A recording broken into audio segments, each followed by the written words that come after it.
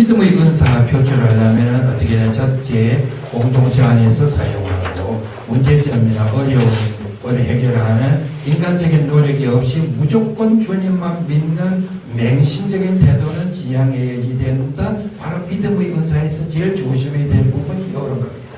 그 어떤 사람은 그런 거 있죠. 우리 같은 천주교에서는 그런 예 잘 없는데요. 여호와의 증인입니까? 아시겠습니까? 여호와의 증인 쪽이 있죠. 얘가 지금 피가 모자라서 수혈을 해결이 되는데 수혈을 안 합니다. 안 하죠. 그런 여호와의 증인인지 안식견지 여호와의 증인입니까? 여호와의 증인. 그렇죠. 그 사람은 어찌해야 됩니까? 기도만 하면은 낫는다고 생각합니다. 그런데 그게 가만히 생각해 보십시오. 얼마나 바보스러운 생각입니까? 피가 모자라니까 피를 넣어야지 될 거 아닙니까? 그렇죠? 그러면 어떤 기도하면 돼요? 주님, 빨리 피 좀 구하게 해 주십시오. 그 기도 아닌가요? 주님, 믿습니다. 피가 모자라도 안 죽고 살 것을 믿습니다. 그렇게 가능합니까? 그게 아니죠. 그러니까 그 기도의 방향을 어떻게 잡는지 그 고집이 없다는 겁니다. 그 고집 잘못됐다는 거죠. 그러니까 우리들이 기도할 때도 그렇지 않습니까? 수술을 할 때도 주님, 저 의사의 손길을 주님께서 성령께서 함께 하셔서 치료가 수술이 잘 이루어지게 해주십시오. 우리들 천주교 신자들 기도는 그렇습니다. 그렇죠. 그런데 그 사람들 기도는 어떻게 합니까? 아예 수술실에 들어가지를 않습니다. 그런 것도 문제가 있지요. 그러니까 병 치료를 요하는 병원 치료를 요하는 데 치료를 거부하고 주님만 믿는다는 그런 자세 아주 다 그런 겁니다. 그 다음에 3번에 또 나옵니다. 결과에 연연하면 안 된다. 결과에만 연연하면 즉시 나타나지 않을 때에 좌절이나 불안을 느낄 수 있다. 이렇게 되는데요.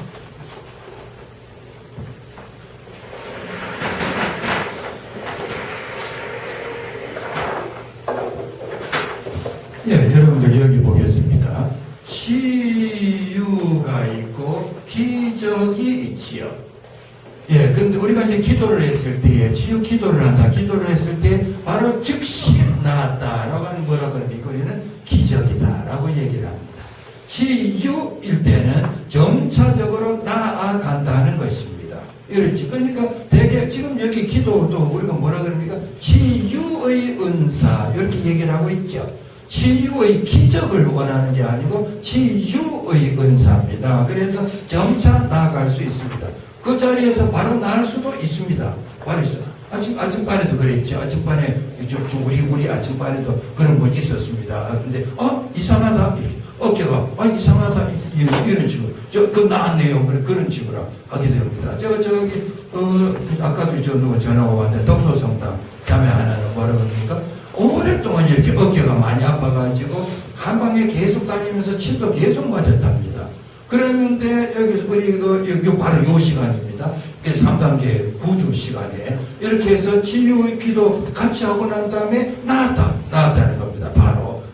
그런지 그때만 그러겠지 그렇게 지금까지도 몇 주 지났는데도 아직도 괜찮다라고 합니다. 그러니까 요겁니다. 그러니까 치유하고 기적하고 지금 바로 안 나왔는데 뭐가 아니고 점차 나을 수 있다. 점차 나게 하는 것도 적은 뜻이다. 라는 걸 우리는 믿습니다. 있지요. 그래서 결과에 연연하면 안 되고 결과에만 연연하면 즉시 나타나지 않을 때에 좌절하거나 불안을 느낀다. 이렇습니다. 자, 그 다음에 분별의 은사 봅니다. 분별의 은사는 어떤 사람의 행동이나 표정의 출처가 하느님으로부터 온 것인지 사람의 영으로부터 온 것인지 악의 세력으로부터 온 것인지를 분별하는 특별한 은총을 말한다 했습니다. 여기에서 우리가 생각할 게 하나 있습니다. 우리가 어떤 행위를 할 때에 어떤 일을 할 때에 그거의 결과를 우리가 예상할 수 있습니다. 결과를 가지고 이 결과가 하느님 뜻에 맞겠다. 하느님께서 좋아하시는 결과다. 그럼 그거는 하느님 뜻에 맞는 겁니다. 근데 해도 그만 안 해도 그만이다 라고 한다면 하느님 생각에 해도 안 해도 그만 이건 인간적인 생각이다. 그런데 앞에 동기는 아주 좋아 보이는데 뒤에 결과는 하느님 뜻에는 전혀 어긋나는 거다 라고 하면 이건 뭡니까? 악의 세력이다. 이렇게 판단하는 게 제일 좋습니다. 그러니까 결과에 의해서 어느 쪽이 하느님 마음에 들겠느냐. 그래서 우리 기도할 때도 그렇게 많이 하지 않습니까? 하느님 마음에 드는 일로 채워주시자고 그렇게 얘기를 합니다. 그래서 오늘 좀 분별 기준 보면은 상식적인 것, 성경적인 것, 은사 분별 이렇게 있는데요. 그렇습니다. 그 다음에 분별의 은사 표출할 때 어떻게 하느냐? 성경 읽기를 생활화하고 하나님에 대한 신뢰가 있어야지 되고 순수하고 진실해야지 된다. 이렇게 되어 있습니다. 그리고 이제 앞으로 돌아옵니다. 그러면 앞으로 돌아와서 저쪽에 103페이지입니다. 103페이지 보시면서 여러분들 지난 시간에 우리 은사 중에서 뭐 하나 실습하신 거 있지요? 기억 안 나시죠? 예, 구마의 은사 하셨지 않습니까? 구마의 은사. 그래서 우리들이 이제 혹시 이렇게 악의 세력에 접했다라고 생각되는 사람이든지 의심스럽다든지 아니면은 우리 일상 생활 속에서도 악의 세력을 멀리하고 싶다. 그러면은 이제 우리 뭐 장님들 안 계시니까 우리 형제님들과 이렇게 우리끼리 얘기하면 그게 있어요. 제가 이제 고3 담임할 때에 그 애들 이제 이 시험 끝나고 요때쯤입니다. 요때쯤 되면 시험 발표 다 하지 않습니까? 그럴 때 어떤 지금 제가 말씀만 드려도 금방 알 정도로 아주 큰 부자입니다. 그래가지고 저한테 이제 전화 선생님 애 좋은 대학에 들어가게 해주셔서 감사합니다. 제가 한턱 쓸라 그러거든요. 그러니까 선생님 혼자는 어색하실 테니까 그 세 분, 네 분, 차 한 대 가니까 세 분 같이 오십시오. 선생님 포함해서 네 분이 같이 오십시오. 그러더라고요. 그래서 합격 다 했고 뭐 이제는 요거는 청탁 관계가 없으니까 한잔 해도 되지요. 뭐. 그래가지고 차를 보냈어요. 타고 갔죠. 그랬더니 강남 어디로 가는데 어디 지하 뭐 룸사롱이라 그럽니까? 거기로 들어가 안내를 하더라고요. 안내를 했는데 보니까 진짜로 이쁜 아가씨들이 착착착착 이렇게 와서 앉아요. 거기에 앉았는데 제가 어떻게 했겠습니까? 크게 성어를 보고 성부와 성부의 이름으로 아멘 이러고 은혜를 주신 영식과 저희에게 감독하소서. 여러분 옆에 앉지도 않아요. 바로 이것도 뭡니까? 구마입니다. 구마 기도입니다. 그렇죠? 그래야지 접근을 안 하도록 이렇게 하는 거죠. 지난번에도 제가 말씀드렸지 않습니까? 자매님에게 현대백화점에 지나가다 보니까 물건이 너무 이게 코트가 있는데 진짜로 마음에 싹 든다. 그럴 때 어떻게 하지 그랬습니까? 예수 그리스도의 이름으로 명한다. 사탄아 물러가라. 이렇게 기도하는 거거든요. 바로 그런 것이 있습니다. 그래서 이제 구마의 기도는 꼭 이렇게 악령을 쫓아내는 것도 있겠지만 우리 일상생활에서도 많은 경우에 이렇게 구마의 기도가 필요합니다. 그래서 이제 인간관계에서도 그러고 물질에 대한 유혹도 그러고 있을 수 있지요. 자, 그렇게 하고 그 다음에 이제 신령한 언어를 하는데 여러분들 신령한 언어의 기도라는 말을 잘 알아요. 여기 근래에 쓰여지는 우리 교회 용어입니다. 그전에는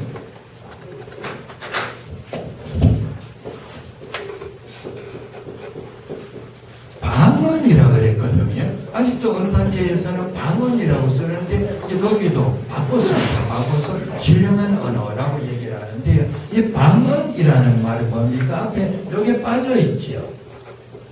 지방 말입니다. 그 지방에서만 쓰는 말. 이게 방언이지요. 이게 더 사투리하고는 좀 차이가 있습니다. 방언. 그러니까 여러분들 그 성령께서 이제 그 성령 강림 때에 성령께서 임하셔가지고 제자들에게 성령이 임하시고 난 다음에 제자들이 나가서 이야기를 할 때에 베드로 사도가 나가서 이렇게 말씀을 선포하는데 각 나라 사람들이 자기 나라 말로 알아들었다 이렇게 되지 않습니까? 그래서 자기 나라 말로 그 지방의 말로 이게 방언에 해당합니다. 방언. 그런데 이제 그 방언 그러니까 여러분 우리 서울 지역에도 방언이 있죠. 네. 서울에만 쓰는 방언이 있습니다.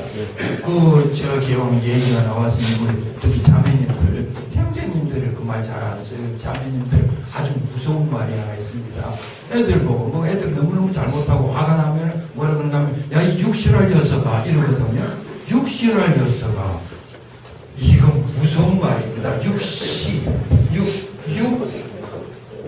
여섯 쪽으로 무엇을 시신을 육실을 할 여서가 와 말하기도 겁난다 그렇죠.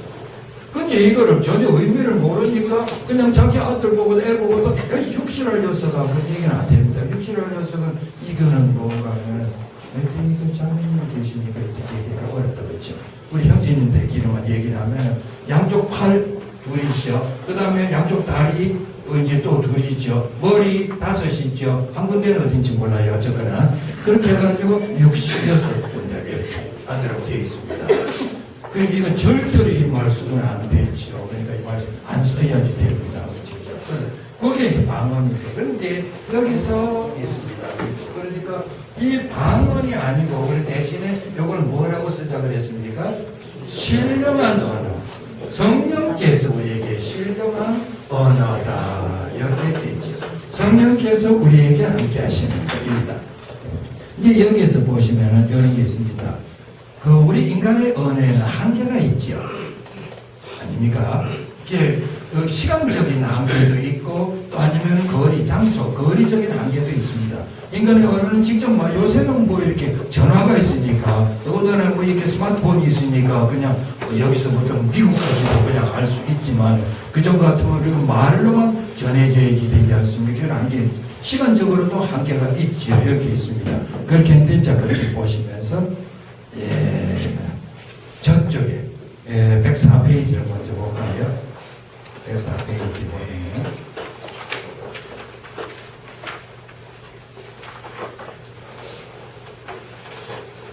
개인적으로 깊이 묵상하는 데 좋은 방법이고 인간의 언어적인 한계를 극복해 준다 이겁니다.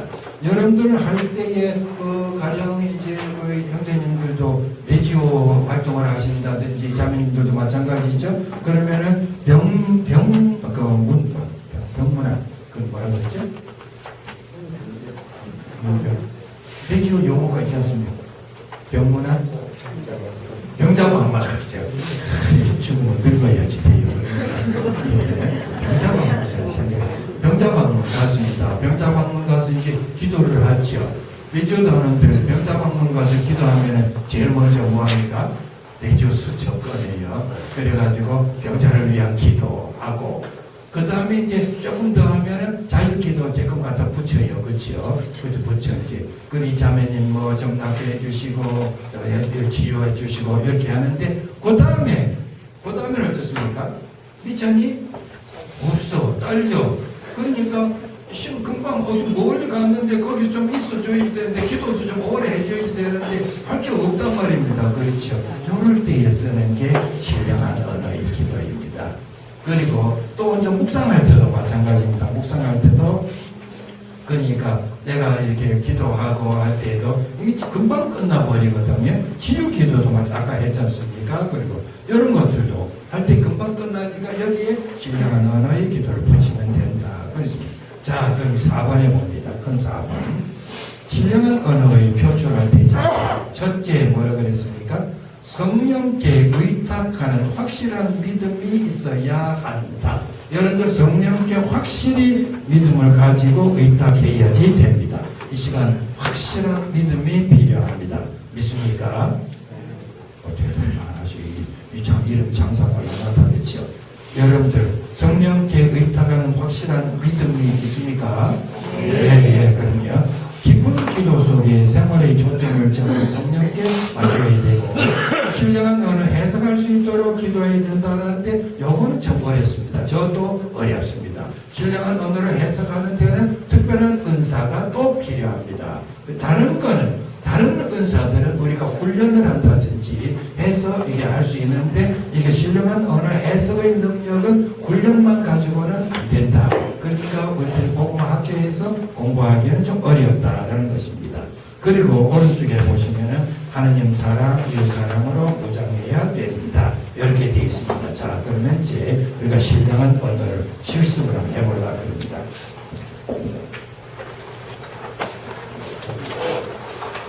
신령한 언어라고 했지요. 신령한 신령한 언어. 여러분, 요걸 여러분들 좀 잘 마음속에 새겨두시고요. 신령한 언어입니다. 그러니까 성령께서 우리에게 함께 하셔서 하는 언어입니다. 언어인데, 요걸 할 때에, 자, 우리가 언어니까 말이지 않습니까? 말은 우리가 어떻게 합니까? 소리가 나오면은, 그 소리가 나오는 데에서부터 어떻게 합니까? 발음기관이 뭐지요? 우리 발음, 입에서 소리가 나올 때에 발음기관이 혀죠, 혀. 그러니까 혀 끝에서 소리가 나면은 설단음, 또 이렇게 저 중간에서 나면 설면음, 저 안에서 하면 설근음, 다 국어 선생하기 참 잘했다. 이렇게 있지요. 그리고 입술만 하면은 순음. 그냥 목소리는 목구멍에서만 나오면 후음, 이렇게. 전부 다가 목구멍에서 나오는 소리 가지고 주로 뭡니까? 혀가 움직여가지고 소리가 달라집니다. 맞습니까? 요거죠. 그러니까 신령한 언어는 우리 인간의 언어의 한계를 극복하기 위해서 우리의 발음 기관을 성령께서 쓰시도록 내어놓는 것입니다. 성령 발음, 거기에 우리 신령한 언어입니다. 그러니까 우리 발음 기관을 성령께서 도구로 쓰셔가지고 성령께서 하는 때문에 우리는 그 의미를 알 수 있다, 없다?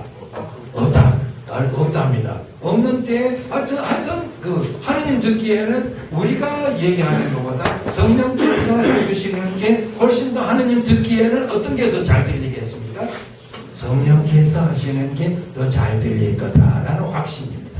그게 있어야지 됩니다. 그렇죠? 그래서 우리 말 대신에, 자, 이게 순서 어떻게 되는가 하면, 지금 여기 잠깐만 여러분들 눈을 잠깐 좀 감으시고요. 이 시간에 정말로 주님께 간절히 구하고 싶어요. 한 가지만 찾으십시오. 한 가지 우리가 성령 이제 주님께 한 가지 내가 기도하고 싶은 걸, 간절히 기도하고 싶은 걸 찾으셨습니까? 됐습니다. 이게 간절히 하나 안 하니까 그렇게 오래 생각할 거 없지요. 자, 찾으셨으면은, 자, 그거를 위해서 우리 이제 기도를 합니다. 할 때에 처음에 우리가 말로 기도하지요. 가령 주님, 제가 가슴이 많이 아픕니다. 아니면 이렇게 육체적으로 어디가 많이 아픕니다. 주님, 성령께서 저를 위해서 이게 치유해 주시고, 힘 주시고, 치유 은총 허락하소서 라고 하면 미천이 딸리죠. 그 다음에는 그 내용을 그대로 누가 우리를 대신해서 해주십니까? 성령께서 해주시도록 하는 겁니다. 그러니까 우리 혀와 입술을 그대로 성령께 빌려드리는 거지요. 되시겠지요? 그걸 한번 해보려고 합니다. 그러니까 이제 하는데, 저는 잘 몰라요. 피아노 같은 거 제가 한번 누를 수 있는데. 자, 제일 좋은 소리가 뭔가 하면은요, 우리 여기 박사님 계신 데서 제가 번데기 앞에서 줄을 잡고 있다 그랬죠. 제일 우리 인간이 내는 소리 중에서 제가 그냥 간단하게 제일 아름다운 소리가 소울음이랍니다. 맞습니까? 제일 내기 쉬운 소리가 소울음이랍니다. 맞습니까? 아니면 말고 뭐 그렇지. 그렇대요. 이제 어디 소울. 그러니까 솔 맞는지 몰라요. 솔. 그러니까 해봅니다. 시작. 네, 아주 좋습니다. 다시 할까요? 시작. 이걸 길게 합니다. 시작.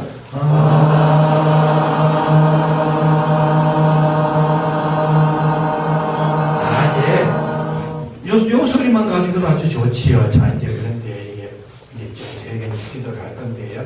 혹시 이게 신령한 언어의 기도를 하는 동안에 울 수도 있습니다. 눈물이 날 수도 있습니다. 그 눈물이 나서 많이 있습니다. 눈물 나기도 하죠. 어떤 때는 노래로 할 수도 있습니다. 노래도 하기도 하고 아무 상관없습니다. 이것도 하나가 다 치유 과정이니까 그렇게 생각하시면 되겠죠. 우리가 기도를 하는, 전달하는 과정이니까 아시고 여기에서 우리끼리 하는데, 자, 우리끼리지 않습니까? 그러니까 내가 이런 소리를 내면은 쪽팔리죠? 아닙니까? 쪽팔리죠? 아니죠? 아니요. 우리끼리인데 오시분들끼리는 어떠십니까? 그러니까 아무 상관없습니다. 옆에를 의식하지 말자는 겁니다. 옆에 의식하지 말고 오직 뭐만 성령께서 나를 대신해서 나를 도구로 써주셔서 말씀을 하신다라고만 생각하시면 됩니다. 그러니까 자 이제 하나 도레미파솔솔라 시작 자 계속 하면서 이제 혀를 움직입니다. 예 계속